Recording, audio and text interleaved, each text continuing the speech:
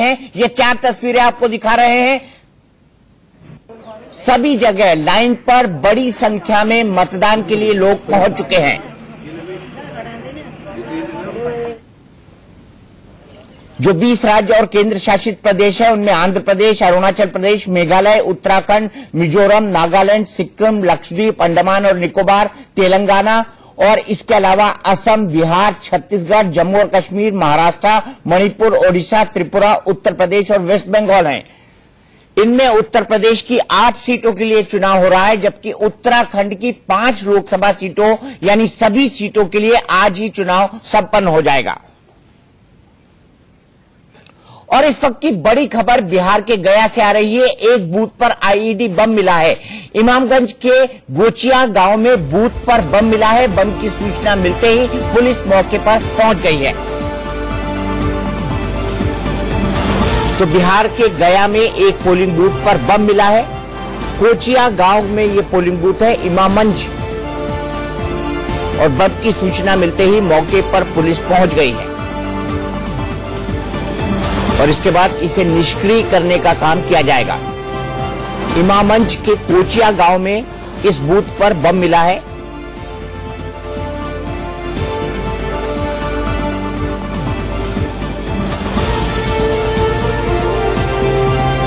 तो आइए एक बार फिर से नजर डाल लेते हैं कि अभी तक का जो वोटिंग का परसेंटेज है वो क्या रहा। मेरठ में 16%, मेरठ के बाद मतदान का प्रतिशत गाजियाबाद में रहा 12% और गौतम बुद्ध नगर, जहां से महेश शर्मा केंद्रीय मंत्री मैदान में है, वहां पर 21% सुबह 9 बजे तक। तो मनीष भाई, इस पोलिंग परसेंटेज को देखने के बाद आप क्या कहेंगे? देखिए दीपक भाई, ये तो एक इलाके का है, अपन उत्तर प्रदेश की बात करें, लेकिन अगर इस प्रतिशत को देखें तो मुझे लगता है कि अप्रत्याशित होगा। शाम होते होते ये प्रतिशत मुझे ऐसा लगता है कि 70 के करीब छूना चाहिए, अगर यही ट्रेंड आगे बढ़ता है, यही रुझान आगे कैरी होता है। निगत, आपको कोई हवा नजर आ रही है इन चुनाव के अंदर? देखिए, हवा तो विकास की है। जहां अगर विकास देखा है, तो अगर विकास की हवा है तो आपने राष्ट्रवाद को मुद्दा क्यों बना दिया विकास से पहले? जैसे मैंने पहले कहा कि राष्ट्रवाद भी बहुत बड़ा मुद्दा है, और ये क्योंकि अभी हाल ही में इतना बड़ा जो हमला हुआ उसके बाद राष्ट्रवाद की बातें होना स्वाभाविक है। आपकी बात का दीपक जी मैं जवाब दूंगी। मैं बड़ी देर से वेट कर रही थी। साहब ने मुझसे 2 सवाल रखे थे। महंगाई, संजय चोकर जी ने मुझसे 2 सवाल रखे थे। एक महंगाई पे रखे थे आपने, चलिए 3 रखे थे। बेरोजगारी का जवाब मैं दे चुकी थी, शायद आप वहां थे नहीं। मैं दोहरा देती हूं दोबारा कि हिंदुस्तान में आज पहली बार जो स्टेटस है, जो प्राप्ति है, विश्व में 2nd लार्जेस्ट इंडिया वो कंट्री बनी है जहां पे मैन्युफैक्चरिंग हब है मोबाइल की। 2nd लार्जेस्ट स्टील प्रोड्यूसर है, 4th लार्जेस्ट ऑटोमोबाइल। मेरी बात खत्म होने दीजिए, मेरी बात खत्म होने दीजिए, उसके बाद आप बोल लीजिएगा। उसके बाद दूसरी बात, 1.8 करोड़ ईपीएफ पहली बार हिंदुस्तान में हुआ है ऐसा जो एनरोलमेंट हुआ है, और 1.2 crore national pension system enrol हुए। ये सब रोजगारी ही है। अगर आपने बात करी अभी महंगाई की, तो सीपीआई इन्फ्लेशन कांग्रेस की सरकार में करीबन 11% था, आज सिर्फ 3% है। अब जीएसटी के बाद 1211 टोटल आइटम्स होते हैं। 1211 में से सिर्फ 35 ऐसे आइटम्स हैं जो 18% के स्लैब से ऊपर हैं, और 83 ऐसे आइटम्स हैं जो प्री जीएसटी रेट से कम हैं। तो ये सब आपने महंगाई की अगर बात करी तो महंगाई। तीसरा आपका सवाल था, आपने काला धन की बात करी। काले धन पे मैं आपको बता दूं कि डीमोनेटाइजेशन जिसकी कांग्रेस शुरू से निंदा करती आई है, उसके बाद करीब 2 लाख फर्जीवाड़ी वाली कंपनियां डी रजिस्टर कर दी गई हैं। 4000 ऐसे फर्जीवाड़े वाले एनजीओ जो डी रजिस्टर कर दिए गए हैं उसे कहते हैं। बाकी विजय माल्या का एक्सट्रेडिशन साइन हो चुका है। नीरव मोदी का क्या हाल है ये जनता भी बता रही है आपको, और न्यूज चैनल्स भी बता रहे हैं। संजय चोकर, बोलिए। दीपक जी, आपने बड़ा अच्छा वाजिब सवाल किया था कि इस चुनाव में कैसा नजर आ रहा है। मैं ये देख रहा हूं इस चुनाव में जो 2014 में जिस तरीके से रुझान था, आज मुझे लगता है वोटर और जो बीजेपी के नेताओं के चेहरे में देख रहा था, महेश शर्मा के, वीके सिंह जी के, सारों के मायूसी छाई हुई है। और इतना एक ऐसा माहौल अलग देखा, मैंने तो देखा नहीं था उनके चेहरे पे मायूसी। आप चेहरे देखिए, अभी मुख्यमंत्री जो उत्तराखंड के, उनके चेहरे पे बहुत मायूसी थी। और मैं ये देख रहा हूं कि इस बार का चुनाव है, इस बार का चुनाव जो है उसमें लोगों में बहुत उत्साह नहीं है। बहुत लोग जो अभी तो अगर उनमें उत्साह नहीं तो आपके लिए भी वोट नहीं करेंगे, इनके लिए भी नहीं करेंगे, घर में जाके बैठ जाएंगे, शिमला मसूरी चले जाएंगे। इलेक्शन कमीशन विज्ञापन लगा रहा था, पहले मतदान फिर मसूरी और शिमला जाएं। नहीं, आप देखिए, लोग आप बात करेंगे जब भी चुनाव का टाइम आता है तो लोग बहुत सारी बातें करते हैं, कोई नेताओं की बात सुन के वोट नहीं करता।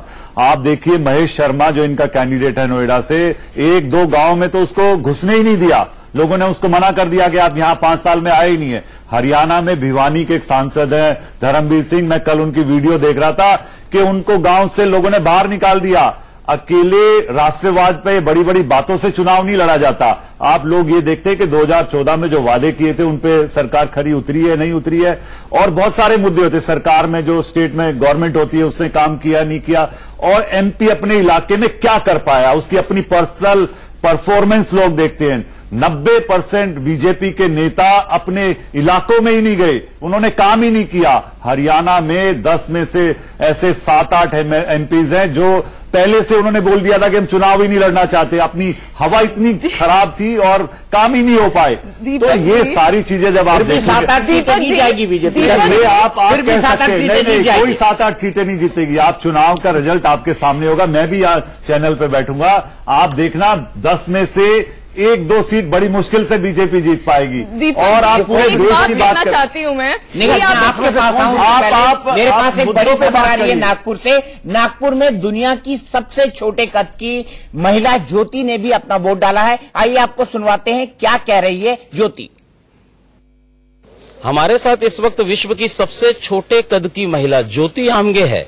आपको चलिए हम बात करते हैं। ज्योति ने आज अपना वोट डाला है, अपने मतदान का अधिकार का यूज किया। चलिए हम ज्योति से बात करते हैं, जिसने नागपुर का नाम विश्व में उज्जवल किया है और बहुत हंसमुख बिटिया है। चलिए हम बात करते हैं ज्योति से। ज्योति, क्या कहेंगी, जिस तरह से आज आपने वोट डाला है, तो भारत में आज जहां जहां भी मतदान है, 20 राज्यों में मतदान है, क्या आह्वान करेंगी महिलाओं से और लोगों से?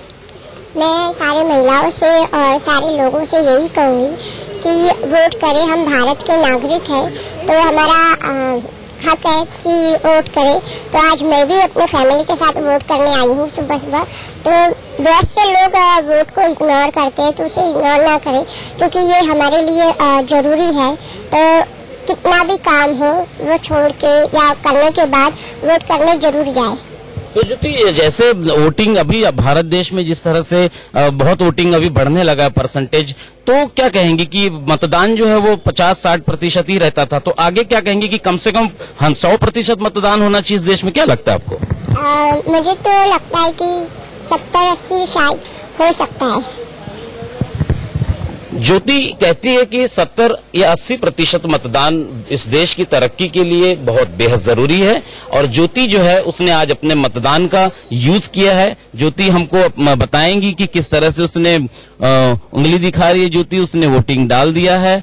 और इस बच्ची की बातें इस पूरे विश्व में ख्यात नाम है, सभी को पता है कि ज्योति ने किस तरह से विश्व स्तर पर भारत का नाम ऊंचा किया। मैं राजेश तिवारी, इंडिया न्यूज, नागपुर। तो राजेश कह रहे थे इस बच्ची ने, ये बच्ची नहीं, ये दुनिया की सबसे छोटी महिला है। मनीष भाई, आपने इसको काफी कवर किया है। हाँ दीपक भाई, मुझे याद है जब इसके पिता इसको लेकर मेरे पास आज से 13 साल पहले आए थे मिलने कि मेरी बेटी दुनिया की सबसे छोटी बच्ची है, आप इसको एक बार पता करिए और मुझे बताइए कि गिनीज बुक में कैसे नाम जाएगा। उसके बाद आपको हैरानी होगी दीपक भाई, ज्योति आमगे का नाम 4 बार गिनीज बुक में दुनिया में अलग अलग श्रेणियों में आया है। और ज्योति आमगे एक ऐसी महिला कहना चाहिए, क्योंकि अब वो 27 साल की हो गई। 27 साल की महिला, 24 इंच उसकी ऊंचाई। आप ये समझिए कि किस कीर्ति पर पहुंच गई कि आज दुनिया में उसका नाम है, और वो भी जाके लोगों को प्रेरणा देने की कोशिश कर रही है कि आप जाएं और अपने मताधिकार का प्रयोग करें। तो संजय चोकर जी ने कई सारी बात बोली थी निगत, उनका ये कहना था कि सांसदों को घुसने नहीं दिया जा रहा है, बीजेपी सांसद अपनी कॉन्स्टिट्यूएंसी के गांव में नहीं जा पा रहे हैं, हरियाणा में आपका सुपड़ा साफ होने वाला है। आपका क्या जवाब है? देखिए, इन्होंने एक छोटी सी ये भी बात कही कि लोगों के चेहरों पे बौखलाहट दिख रही है और चेहरों पे हंसी नहीं है, पता नहीं कहां से कौन से तरीके से ये देख रहे हैं। थोड़ा गौर करके देख लीजिए। असल में क्या है ना, जो लोग पूरे सेशन पढ़ाई करते हैं उन्हें टेंशन नहीं होती एग्जाम की, अब तो बस इंतजार है अच्छे नंबरों का जब रिजल्ट आएगा। कंपार्टमेंट आप लोगों की आई थी, इसीलिए आप डर रहे हो और वो जरूर बयान दे रहे हैं। कांग्रेस 5 साल से खाली पड़ा, उसमें तो नंबर अभी आएंगे, लोग नंबर देंगे। पार्टी है ना, ही कोई डिसीजन ले नंबर देंगे लोग, आपका तो ब्लैंक पड़ा। एक मिनट इतनी बौखलाहट मत दिखाइए, कोई बात नहीं, नेशनल बौखलाहट टेलीविजन आप दिखा रहे हैं। मैंने आपके बीच में बोला नहीं, बौखलाहट तब सही दिखती है है जब आप दूसरे की आवाज दबाते हैं। मैं आपसे ज्यादा चिल्ला नहीं पाऊंगी, मेरी बात पूरी होने दीजिए। कांग्रेस एक कंफ्यूज्ड पार्टी है, ना ही डिसीजन ले सकती है, ना ही तरक्की का काम कर सकती है। आप देखिए मोदी जी को विरासत में क्या मिला था। मोदी जी को विरासत में मिला था आतंकवाद, उन्हें मिला था भ्रष्टाचार, महिलाओं की दिक्कत, गंदे रोड, गंदा पानी, जो आज तक इन्होंने दिक्कतें ये 55 साल में नहीं सुधार पाए। ये कह रहे हैं 5 साल में सुधार दीजिए। फिर भी हमने इतने काम करे, अब इनके पास कोई मुद्दा नहीं है। मुद्दे की बात होती तो ये राष्ट्रवाद कुछ तो बात करते हैं। 1 मिनट के लिए रोकूंगा, क्योंकि गौतम बुद्ध नगर से बीजेपी कैंडिडेट और केंद्रीय मंत्री महेश शर्मा का एक इंटरव्यू आया है, उनसे बात की है हमारे सहयोगी ब्रजेश पांडे ने। आइए सबसे पहले वो देख लेते हैं, उसके बाद हम बहस की तरफ जाएंगे। हमारे साथ हैं केंद्रीय मंत्री डॉक्टर महेश शर्मा। डॉक्टर साहब, इस बार किन मुद्दों पे चुनाव लड़ा जाएगा? आज पहले फेज की वोटिंग आप वोट कर डालने जा रहे हैं, क्या मुख्य मुद्दे होंगे 2019 के चुनाव? देश का लोग जानते हैं कि देश का नेतृत्व किस नेता के हाथ में सुरक्षित है, और वो खाली उन्होंने घोषणाएं नहीं करी हैं। मैं चैलेंज देता हूं, मोदी जी ने जो भी काम कहे उनको पूरा किया है, या 60% 70% काम उस पर पूरा हुआ है। तो मैं समझता हूं आज देश के लोग जानते हैं कि 272 से अधिक सीट लेकर, सिंगल पार्टी लेकर कौन एनडीए के अंदर में कौन नेता देश को आगे ले जा सकता है। वह नेता विशालकाय हिमालय पर्वत की तरह मजबूत नेतृत्व, पारदर्शी नेतृत्व वाला एक ही नेता है, नरेंद्र मोदी। और विकास की जो गाथाएं लिखी गई, मैं अगर अपने क्षेत्र की बात करूं तो 50,000 करोड़ से अधिक के काम मैंने अपने क्षेत्र में किए हैं। देश का सबसे बड़ा हवाई अड्डा हमें मिला है। देश का 12,000 करोड़ से लागत उत्तर प्रदेश का 15 वर्षों में पहला पावर हाउस हमारे क्षेत्र में आया है। मेट्रो का जाल, गाजियाबाद, फरीदाबाद, दिल्ली से मेट्रो की कनेक्टिविटी, एलिवेटेड रोड्स का जाल, ये सब कुछ हुआ। और सिर्फ घोषणा नहीं, इनके लगभग 90% काम पूरे भी हो चुके हैं। डॉक्टर साहब, इस बार लेकिन 2019 का राजनीतिक परिदृश्य बदला हुआ है। सपा, बसपा और आरएलडी एक साथ आई है। उनकी जो गणित है, जातीय गणित, वो आपकी केमिस्ट्री पे काफी भारी पड़ती नजर आ रही है। हम जातीय गणित पर विश्वास नहीं रखते, जातीयता हमारे लिए कोई महत्व नहीं रखती है। आज क्या चीज चाहिए? देखिए, पार्टी, हमारी पार्टी का गौरवमय इतिहास, नेता हमारा नरेंद्र मोदी, विकास की गाथाएं, इतनी विकास की गाथाएं लिखी गई है, एक आत्मविश्वास कि किसके नेतृत्व में देश आगे बढ़ेगा, नए भारत का सपना बनेगा, वो है नरेंद्र मोदी। लेकिन महागठबंधन को कैसे? महागठबंधन नाम की चिड़िया है कहां? जो कांग्रेस नाम की चिड़िया जिसने महागठबंधन का बहुत शुरुआत हुआ था, वो तो उस बकेट से ही बाहर है। तो किस बात का? 72 सीटों पर बुआ भतीजा कुल लड़ रहे हैं। अजीत सिंह जी, 272 सीटों पर देश के प्रधानमंत्री का चुनाव होना है। या अगर ये 72 की 72 सीटें भी जीते तो 272 सीटें चाहिए भाई। और फिर बुआ भतीजा के कांड को लोग भूले नहीं है क्या? 6-6 महीने के प्रधानमंत्री मुख्यमंत्रियों के विषय में भूले नहीं है क्या देश के लोग? देश जानते हैं कौन नेता देश को एक मजबूत नेतृत्व दे सकता है, वह नेता सिर्फ और सिर्फ एक है, नरेंद्र मोदी। ये थे डॉक्टर महेश शर्मा। कैमरामैन कपिल सोलंकी के साथ ब्रजेश पांडे, इंडिया न्यूज। तो हमारी मतदान पर एक खास कवरेज जारी है, लेकिन रुकेंगे एक छोटे से ब्रेक के लिए। ब्रेक के बाद आएंगे तो संजय चौक, इनमें एक सीट नागपुर भी है, जहां से केंद्रीय मंत्री नितिन गडकरी चुनाव लड़ रहे हैं। उनके खिलाफ कांग्रेस के उम्मीदवार नाना पटोले हैं। केंद्रीय मंत्री नितिन गडकरी इस वक्त अपने घर में पूजा अर्चना कर रहे हैं। आइए सीधे चलते हैं उनकी तस्वीरों के पास।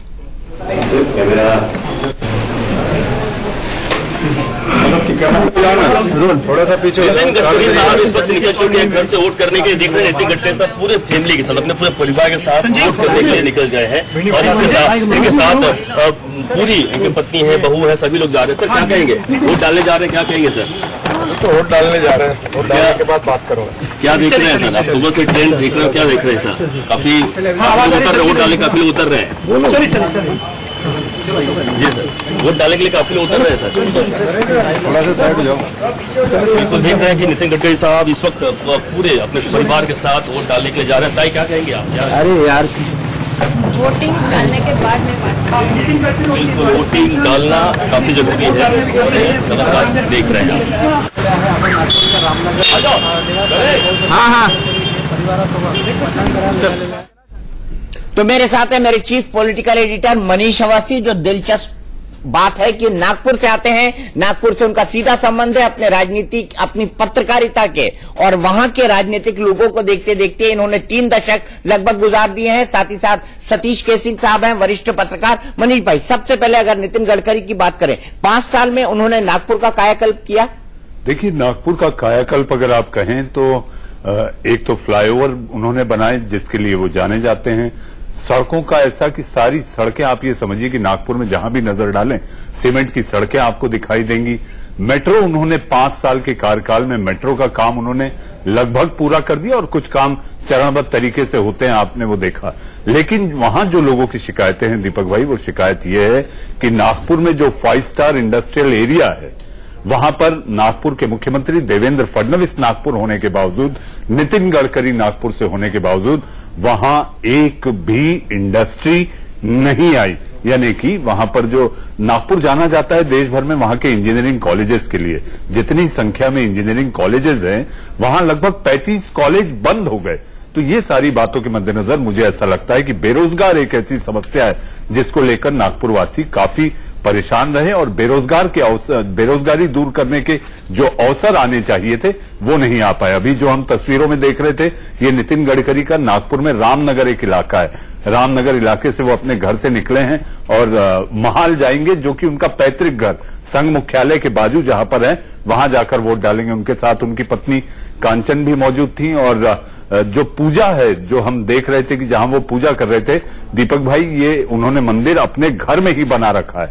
ये उनके अपने घर का मंदिर है जहां पर नित्य वो लगातार इसी तरह पूजा अर्चना करते हैं।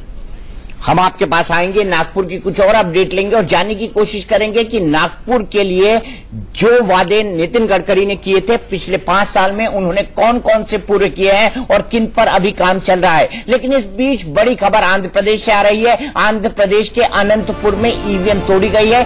गुंटी में ईवीएम तोड़े जाने की तस्वीरें सामने आई हैं। मामले में एक शख्स को किया गया है गिरफ्तार। ईवीएम तोड़ने के बाद पोलिंग बूथ पर हंगामा हुआ है। तो ये तस्वीरें आप देखिए, ये एक शख्स है, ये देखिए टूटी हुई ईवीएम पड़ी हुई है और एक शख्स ने पटक कर इस ईवीएम को तोड़ दिया है। ये खबर आंध्र प्रदेश के गुंटी से आई है।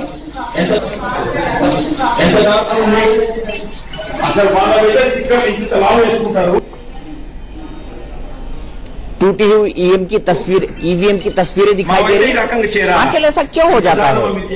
दिमाग सरफिरा हो, सुबह सुबह गुस्सा हो, रात में सोई ना हो, जैसे आप नहीं सो पाए आज रात में? मैं एक्साइटमेंट की वजह से नहीं सो पाई, क्योंकि आज चुनाव था तो मुझे आपको सुबह सुबह ज्वाइन करना था, इस वजह से नहीं सो पाई। लेकिन मैं अपनी एनर्जीज बहुत पॉजिटिवली चैनलाइज करती हूँ दीपक। मैं बैठ के अखबारें पढ़ रही थी, न्यूज देख रही थी। लेकिन यहाँ पर मुझे लगता है इस शख्स ने न सिर्फ अपराध कमिट किया है, पूरा का पूरा जो वहां पर सिक्योरिटी रिलेटेड अब इशू हो गया होगा, तो जो एडमिनिस्ट्रेशन है, लोकल एडमिनिस्ट्रेशन है, उसको इन्फॉर्म किया गया होगा और उसके बाद ये जो गफलत वाली स्थिति रही होगी, बहुत देर तक हैम्पर्ड रही होगी वहां पर वोटिंग भी। और ये कौन सी पार्टी का कोई कार्यकर्ता है, किस वजह से उसने अपनी फ्रस्ट्रेशन यहां पर ईवीएम मशीन पर निकाली, ये अभी तक जानकारी नहीं आ पाई है दीपक हमारे पास। लेकिन इतना जरूर तय है कि आंध्र प्रदेश एक ऐसी स्टेट है जहां पर चुनाव बाइफर्केशन के बाद पहली बार हो रहा है। जब तेलंगाना अलग हो गया उसके बाद पहली बार हो रहा है। तो अगर उस लिहाज से देखा जाए, यहां पर स्टेट इलेक्शन भी है और यहां पर लोकसभा इलेक्शन भी है। ऐसे में क्या वहां से एक किंग मेकर निकलेगा, या फिर जिस तरह देवेगौड़ा ने कहा वहां पर जाके चंद्रबाबू नायडू का प्रचार तक कर दिया कि ये तो अगले प्राइम मिनिस्टरियल कैंडिडेट भी हो सकते हैं। तो नायडू भी अपनी भूमिका आने वाले वक्त में देखेंगे कि वो केंद्र में निभा पाते हैं, नहीं निभा पाते। तो ये जो चीजें हमें देखनी होगी। कांग्रेस का पूरी तरह से अपने पैर पे कुल्हाड़ी मारने वाला जो फैसला था तेलंगाना को अलग कर देना, ना तो तेलंगाना के हो पाए ना ही आंध्र प्रदेश के हो पाए। उसके बाद खोई जमीन अब तक तलाश नहीं पाई है कांग्रेस। ऐसे में जगन मोहन रेड्डी कितनी रिसर्जेंस कर पाते हैं, कितने वोट बटोर पाते हैं, ये भी देखने वाली होगी। लेकिन आंध्र प्रदेश वो राज्य था, आपको याद होगा दीपक, अगर 2009 की भी बात की जाए तो वो केंद्र में यूपीए की सरकार दोबारा बनाने में बहुत बड़ा फैक्टर उसने प्ले किया था। तो इस बार केंद्र की सरकार बनाने में, लोकसभा चुनावों में आंध्र प्रदेश और तेलंगाना किस तरह की भूमिका निभाते हैं, ये देखने वाली बात होगी। और किंग मेकर की भूमिका निभा सकते हैं जैसा कि आपने कहा। और सबसे महत्वपूर्ण मुझे लगता है आंध्र प्रदेश में अगर जिसको देखना है वो जगन मोहन रेड्डी होंगे, क्योंकि जिस तरह की भीड़ उनकी सभाओं में आई है उसने कांग्रेस को सोचने पर मजबूर कर दिया है कि क्या जगन मोहन रेड्डी को उस वक्त आंध्र प्रदेश का मुख्यमंत्री, जब उनके पिता की दुखद डेथ हुई थी उसके बाद न बनाया जाना क्या एक गलत फैसला था? मनीष भाई, इसको आप कांग्रेस का गलत फैसला मानेंगे? बिल्कुल गलत फैसला दीपक भाई, क्योंकि कांग्रेस, जैसा कि अभी आंचल भी जिक्र और उल्लेख कर रही थी कि यूपीए सरकार बनने में आंध्र प्रदेश का तब का अविभाजित आंध्र प्रदेश की बात, आंचल आप यही कह रहे थी ना? अविभाजित आंध्र प्रदेश में जो वायएसआर ने काम किया था, उसके बाद जो कांग्रेस की बुनियाद एक मजबूत हुई थी, उसको लेकर जैसा कि कहा जाता है, भले ही इसको लोग नाम दे देंगे कि वंशवाद कैसे आगे बढ़ता पार्टी में, लेकिन किरण कुमार रेड्डी सामने आए। जगन को उस समय नजरअंदाज करना, मुझे ऐसा लगता है आज मनी मन कांग्रेस के लोगों में भी टीस ये कह रही होगी और रह रहकर वो रिसाव हो रहा होगा कि काश अगर जगन साथ रहता तो एक राज्य उनके पास जरूर होता, जिस अंदाज में भीड़ आई है। एक चीज मैं आपसे जानना चाहता हूं, मुझे एक सवाल का जवाब दीजिए, फिर हम आगे बढ़ेंगे, क्योंकि हमको इमरान मसूद जो कि कांग्रेस के कैंडिडेट हैं, उनका इंटरव्यू भी दिखाना है। ये वही शख्स हैं जो कि रशीद मसूद के बेटे हैं और साथ ही साथ प्रधानमंत्री नरेंद्र मोदी के लिए विवादित टिप्पणी इन्होंने 2014 में करी थी। उसके बाद उन्हें अच्छे खासे वोट भी मिले थे, लेकिन चुनाव वो बीजेपी के राघव लगनपाल से हार गए थे। आपके हिसाब से कौन किंग मेकर होगा दिल्ली की गद्दी में किसी को बैठाने के लिए, जगन या चंद्रबाबू नायडू? मुझे लगता है दोनों ही। जगन के बारे में इतना अनप्रेडिक्टेबल, अगर हम इसको 2014 के मुकाबले कंपेयर करें, देखिए उस वक्त टीडीपी अलायंस पार्टनर थी बीजेपी की, तो वोट शेयर में दोनों पार्टीज के ज्यादा फर्क नहीं था, करीब 40%, 42%, मतलब 3 से 4% का वोट शेयर का डिफरेंस था।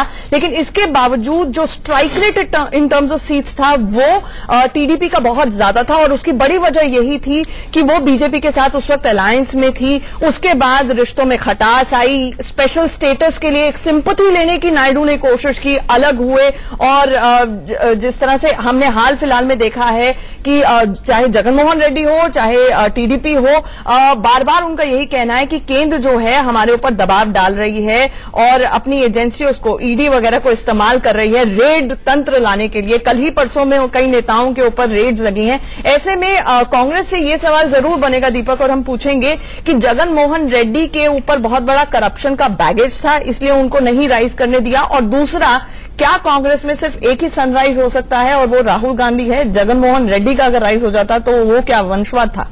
नहीं, राहुल गांधी तो बिना मेहनत करे अध्यक्ष के पद पर पहुंच चुके हैं। लेकिन मैं आपसे ये जानना चाहता हूं कि जगनमोहन रेड्डी ने जो 10 सालों से अपने पिता के निधन के बाद जो लगातार मेहनत की है, क्या उनको उनका ड्यू नहीं मिलना चाहिए आंध्र प्रदेश की राजनीति? मुझे लगता है राजनीति में बिल्कुल ड्यू मिलना चाहिए। देखिए, करप्शन बैगेज केसेस एक्सेट्रा वो जो पेंडिंग है वो एक अलग इशू है, वो एक अलग इशू है। लेकिन आप ये देखिए कि प्रशांत किशोर के साथ ये जगनमोहन रेड्डी की जो शोज पे रिस्पांस मिल रहा है, रैलीज पे रिस्पांस मिल रहा है। दीपक, मैं वही ये कहना चाह रही हूँ, हाल फिलहाल में प्रशांत किशोर के साथ बहुत पब्लिक स्पैट जगनमोहन रेड्डी का हुआ है, तो जगनमोहन रेड्डी के पीछे जो बैकरूम बॉयज हैं जो उनको बहुत ज्यादा एनकरेज कर रहे हैं, वो देखना होगा कि कौन है, क्योंकि प्रशांत किशोर जैसे स्ट्रैटेजिस्ट तो नहीं है उनके पास। तो क्या ये जनता का सपोर्ट है? और अगर जनता का सपोर्ट है तो वो क्यों ना इलेक्शंस में और सीट्स में ट्रांसलेट करे। ठीक है, आइए सीधे चलते हैं उस इंटरव्यू की तरफ जो हमारे सहयोगी आशीष सिंह ने किया है। आशीष सिंह ने बात की है कांग्रेस के कैंडिडेट सहारनपुर से इमरान मसूद के साथ। इमरान जी, आप पूरे परिवार के साथ में अभी वोट डाल के आए हैं। यहाँ पे काफी ट्रायंगुलर, त्रिकोणीय मुकाबला है। महागठबंधन भी पिछली बार एसपी बीएसपी मिला ले तो लगभग 3 लाख के आसपास वोट मिल गए थे। आप बड़ा जो ओपोनेंट है वो बीजेपी को देखना है या फिर एसपी बीएसपी अलायंस? देखिए, एसपी बीएसपी अलायंस जहाँ पर है वहीं पर रहेगा। उनका वोट 2,20,000, 25,000, 30,000, 35,000, 75, 80 इस तरह घूमता है, वो वहीं रहेगा, इससे ऊपर नहीं जाएगा। हमारा वोट 5 लाख से ऊपर जाना है तो हमें पता है उनका कोई मतलब, उनका कोई काफी वोट तो कटता है कांग्रेस का। कुछ नहीं घटता है, वो वोट उनका है, वो उनके पास रहेगा, मेरा वोट मेरे पास रहेगा। आप 4 लाख से थोड़े से ऊपर थे, वो 3 लाख से थोड़े से नीचे थे पिछली बार। 4 लाख से ऊपर होना और 3 लाख से नीचे होने में 1.25 लाख का फर्क होता है।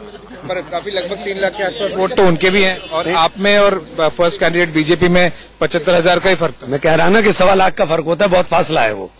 और हमने 2017 में उस फासले को घटा करके 2,000 पर ले आए थे। जो 65,000 था हमारा फासला, उसे 2,000 पर ले आए थे, और अभी इस बार हम लोग 2 लाख पार चले जाएंगे। पिछली बार तो वो साथ में नहीं थे, इस बार तो साथ में है एसपी और बीएसपी। उनसे कोई फर्क नहीं पड़ता, एसपी का यहाँ कोई अस्तित्व नहीं है। अगर एसपी का अस्तित्व होता तो मेयर के चुनाव में एसपी के कैंडिडेट को 10,000 वोट न मिलते, जहां से उनका एमएलए। मिस्टर मसूद, एक लास्ट क्वेश्चन। अभी हमने देखा कि आप लाइन को फॉलो किए बिना परिवार के साथ में एज ए वीआईपी कैंडिडेट आप वोट डाल के आए, ये सही बात तो है नहीं? देखिए, ऐसा है, मैं कैंडिडेट ये मेरा परिवार है जहां मैं खड़ा हूं, ये मेरा परिवार, यही नहीं पूरा परिवार मेरा गांव है। और मुझे चूंकि इन्हें पता है सबको अच्छी तरह से कि मुझे चुनाव प्रचार के अंदर जाना है। आज तो आप कैंडिडेट है ना? हाँ, तो मुझे चुनाव प्रचार में जाना है। कैंडिडेट नहीं, मैं इनका परिवार भी हूँ। कैंडिडेट में बाद में हूँ। कैंडिडेट तो बनते हैं, बदलते हैं, लेकिन परिवार कभी नहीं बदलता है। कोई फैमिली कोड का मसला तो है नहीं, तो इलेक्शन कमीशन के हिसाब से हो रहा है? नहीं, तो मुझे आप बताइए ना, मैंने कौन से रूल फॉलो नहीं किया? मैं जाकर आपको लाइन में रहना चाहिए। अरे सर रहने दीजिए, मुझे काम भी करना है। तो रहने दे रहे हैं। You heard Mr. Imran Masood, the Congress candidate from Saharanpur. One of the most interesting aspect we observe. तो इमरान मसूद से बात कर रहे थे हमारे सहयोगी आशीष सिंह। हमारे साथ अमन पवार जी भी जुड़ गए हैं, जो कि कांग्रेस के राष्ट्रीय प्रवक्ता हैं। अमन, मैं आपसे जानना चाहूंगा, आपको नहीं लगता इमरान जैसे स्ट्रांग कंटेंडर, जो कि सहारनपुर सीट जीतने के एक बहुत बड़े प्रोबेबल माने जा रहे थे इन चुनाव में, उनको भी खतरा हो गया है क्योंकि एसपी और बीएसपी मिल गए हैं? हालांकि वो अपने कोई भी तर्क दे, वो एक अलग बात है, लेकिन आपको नहीं मिलता एसपी बीएसपी ने इस गठबंधन से आपको बाहर रखकर उत्तर प्रदेश में हाशिए पर डाल दिया और आपकी संभावना को बिल्कुल नगण्य कर दिया है? देखिए, ये जो चुनाव है ये राष्ट्रीय मुद्दों का चुनाव है। जनता ये जानती है कि कैसे कैसे वादे करे गए थे, कि 15 लाख रुपए का वादा किया गया था। मैं वादों की बात ही नहीं कर रहा हूं, मैं जाता ही नहीं। जो उन्होंने गलती की वो गलती की, लेकिन आप मुद्दों पे लड़ रहे हैं, बिल्कुल ठीक बात है, लेकिन चुनाव के अंतर्गत आप क्या करेंगे? देखिए, भारतीय जनता पार्टी मैनिफेस्टो की बात नहीं करती, मुद्दों की बात नहीं करती। कांग्रेस पार्टी मुद्दों की बात कर रही है। 370 का मुद्दा भारतीय जनता पार्टी ने बहुत बड़ा मुद्दा बनाया था, आज कोई बात नहीं होती। जीएसटी डिमोनेटाइजेशन की प्रधानमंत्री कोई बात नहीं करते। जब अपना संकल्प पत्र लॉन्च करने आए तो आप ही लोगों से कोई एक भी सवाल उन्होंने नहीं लिया। 5 साल में प्रधानमंत्री ने एक आपके साथ प्रेस वार्तालाप नहीं करी। कांग्रेस पार्टी एक पार्टी है जो जनता की आवाज सुनकर के उस तरीके से उन्होंने मैनिफेस्टो बनाया, और आज भी जो हमारे जितने वादे हैं, जितने हमारे मुद्दे हैं, वो जनता से जुड़े मुद्दे हैं। चाहे वो न्याय योजना का मुद्दा हो, चाहे हमने एमएसएमई में जो 3 साल तक की जो हमने लाइसेंस फ्री की घोषणा करी है उसका मुद्दा हो, हमने जितनी इकोनॉमिक पॉलिसीज, एनवायरमेंट पॉलिसीज की मुद्दों की जो बात करी है, और किसानों से जुड़े जो हमने मुद्दों की बात करी है, ये लोगों के जनहित के मुद्दे हैं। तो इसीलिए चाहे एसपी बीएसपी हो या भारतीय जनता पार्टी हो, लोगों ने सारा कार्यकाल उत्तर प्रदेश में देख लिया है, और इस चुनाव में आपको जब आउटकम मिलेगा 23 मई को, तो दूध का दूध पानी का पानी हो जाएगा कि एसपी बीएसपी के कार्यकाल में क्या हुआ था, लोगों ने वो भी देख लिया है। भारतीय जनता पार्टी के कार्यकाल में खुद योगी आदित्यनाथ अपनी सीट हार गए, फूलपुर की सीट हार गए, तो ये क्या करेंगे भारतीय जनता पार्टी उत्तर प्रदेश में, जब सिटिंग मुख्यमंत्री अपनी सीट हार गए हैं? तो आप ये जो अब प्रचार चला रहे हैं अली वर्सेस बजरंग बली, जनता इन खकोसलों में नहीं फंसने वाली। इस बार मुद्दों का चुनाव है, और मुद्दों पर इमरान मसूद हो या और कोई कांग्रेस कैंडिडेट हो, वो विजयी होकर के लौटेगा, करके लौटेगा। तो सीधे चले हम छत्तीसगढ़। हमने अमन पवार की तो बात सुन ली जी, उनको ये जवाब भी देंगे इस बात का, और श्वेता सालिनी जो कि बीजेपी की प्रवक्ता है वो भी जवाब देंगे, लेकिन उससे पहले हम चलते हैं छत्तीसगढ़, क्योंकि वहां बस्तर के चुनाव हो रहे हैं और हमारे सहयोगी भी हैं। कहां पर है सहयोगी हमारे? आचर संजय शेखर है, ये हमारे साथ दंतेवाड़ा से जुड़ रहे हैं। संजय, आपसे यही जानना चाहेंगे, चुनाव से 48 घंटे पहले इतना बड़ा माओवादी हमला हुआ था, इस वक्त जनता किस जोर शोर से पार्टिसिपेट कर रही है इलेक्शंस में? अभी तक कितनी वोटिंग हुई है, जनता का क्या मूड है, हमें बताएं, और कुछ लोग आपके आसपास हो तो बात भी करें। जी निश्चित तौर पर देखिए, अगर अभी तक की जो तस्वीरें पूरे बस्तर से लोकसभा क्षेत्र से निकल करके आई है, उस पे अगर बात करें तो कहीं न कहीं बंदूक तंत्र पर लोकतंत्र भारी प्रतीत हो रहा है। जहां पर नक्सली हमला हुआ था श्यामगिरी में, वहां पर भी काफी बड़ी संख्या में लोग निकल करके घरों से सामने आए हैं और लोकतंत्र के इस महापर्व में अपनी भागीदारी सुनिश्चित कर रहे हैं। जहां तक आपने कहा कि कितना वोट परसेंटेज हुआ है, तो जो इलेक्शन कमीशन के आंकड़े हैं उसके अनुसार सुबह 9 बजे तक पूरे बस्तर लोकसभा क्षेत्र में 10.2% मतदान की ऑफिशियल खबर है। हमारे कैमरामैन आपको दिखाएंगे। मैं अभी दंतेवाड़ा जिले के एक मतदान केंद्र पर मौजूद हूं। गीदम के अंतर्गत ये हारम मतदान केंद्र है और यहां पर बड़ी संख्या में लोग जो है वो आकर के यहां कतारों में खड़े हैं और अपनी बारी का इंतजार कर रहे हैं और आकर के अपने मताधिकार का प्रयोग करेंगे। लगातार हमारे कैमरामैन आपको दिखाएंगे, काफी लंबी कतारें हैं और काफी बड़ी संख्या में लोग यहां पर, महिलाएं भी काफी बड़ी संख्या में यहां पर आई है अपने मताधिकार का प्रयोग करने के लिए। हम इनसे बातचीत भी करना चाहेंगे। मैडम, आप अपने मताधिकार का प्रयोग करने आई हैं, क्या सोच करके आई हैं, क्या आप चाहती हैं? क्योंकि हमारा देश का विकास हो और अच्छे मतों से मतदान हो, और हमें चाहते हैं कि हमारे जनता यहाँ पे अच्छे से रहे, मने निडर होके रहे, किसी से ना डरे और अपना मत का अधिकार अपना स्वयं चुने। जी, यहाँ पर किसी तरह का दहशत है? नहीं, कोई दहशत नहीं है, कोई दहशत नहीं। तो कोई दहशत नहीं है, तमाम लोग, हमारे कैमरामैन आपको दिखाएंगे, यहाँ पर आकर के बैठे हुए हैं और अपनी बारी का इंतजार कर रहे हैं। पूरे कम से कम अभी हम अंदरूनी इलाकों में भी घूम करके आए हैं, वहां पर भी इसी तरह की तस्वीर देखने को मिल रही है। मैडम, आप आई हैं यहाँ वोट करने, क्या सोच करके वोट करने आई हैं? सर, मैं यहाँ वोट करने आई हूँ कि अच्छी सरकार बने, और मैं एक आंगनवाड़ी कार्यकर्ता हूँ, इसलिए हमको जो काम दिया जाता है बहुत ज्यादा है, उसके अतिरिक्त हमारा मानदेय बहुत कम है। हम चाहते हैं अच्छी सरकार आए और हमारे मानदेय में थोड़ा सा ध्यान दे। जी। और इधर बस्तर में क्या चाहते हैं आप? बस्तर में हम लोग सर प्रोग्रेस चाहते हैं, जो पिछड़े हुए हैं वो आगे आए और बाकी स्टेट्स की तरह यहाँ पे भी हो। जी, पूरे चलिए संजय, हम आपसे फिर जुड़ेंगे और छत्तीसगढ़ की और बस्तर सीट की फिर अपडेट लेंगे। छत्तीसगढ़ में आज एक ही सीट पर चुनाव हो रहा है और वो सीट है बस्तर। फिलहाल हम लेंगे एक ब्रेक और ब्रेक के बाद आपको मिलवाएंगे उन दो चेहरों से जिन पर इन चुनाव में सभी की नजर लगी होगी। वो चेहरे हैं नितिन गडकरी और असदुद्दीन ओवैसी। दोनों ने अपना वोट डाल दिया है। वोट डालने के बाद उन्होंने क्या कहा है, देखेंगे ये ब्रेक के बाद।